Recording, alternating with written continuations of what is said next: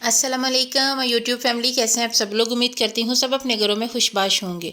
अल्लाह ताला से दुआ है, अल्लाह ताला आप सबको अपने घरों में खुश रखें, आबाद रखें, आमीन या रब्बुल आलमीन।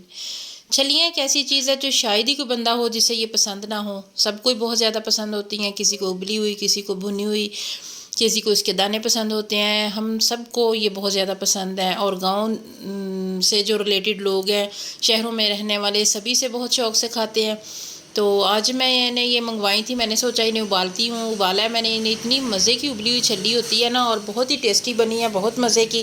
तो मैंने सोचा आपके साथ शेयर करती हूँ। शेयर क्या करना है, बहुत ही आसान सा तरीका है इसका। बस इसके जो है ना ये पर्दे उतार लेने हैं, इसे बेलबास कर लेना है लिबास उतार लेना है इसका। उसके बाद जो है वो इसे पानी में डाल लेना है। इसके ऊपर जो बाल होते हैं ना, वो भी अच्छे से साफ़ कर लेने हैं। बाल सारे साफ़ करके तो इसे कुकर में डालना है। वैसे तो इसे टाइम लगता है उबालने के लिए, लेकिन कुकर में डालेंगे तो जल्दी से हो जाएंगी। और कुकर में डालने के बाद जो है वो ये बाल मैं अच्छी तरह साफ़ कर रही हूँ ताकि कोई बाल रह ना जाए फिर।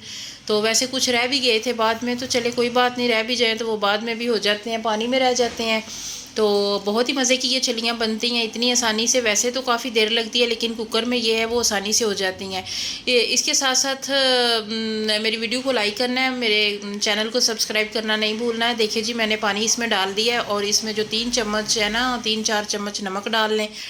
और पानी इतना डालना है कि उसमें छलियाँ जो हैं वो डूब जाएँ, डूब के मर ना जाएँ, डूब के उबल जाएँ। तो ये देखिए जी, हमारी छलियाँ बॉयल हो गई हैं।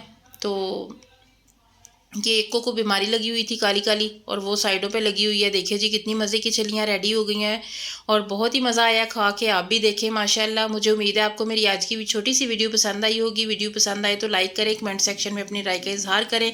फिर मिलेंगे इंशाल्लाह नेक्स्ट वीडियो में, तब तक के लिए अल्लाह हाफिज़।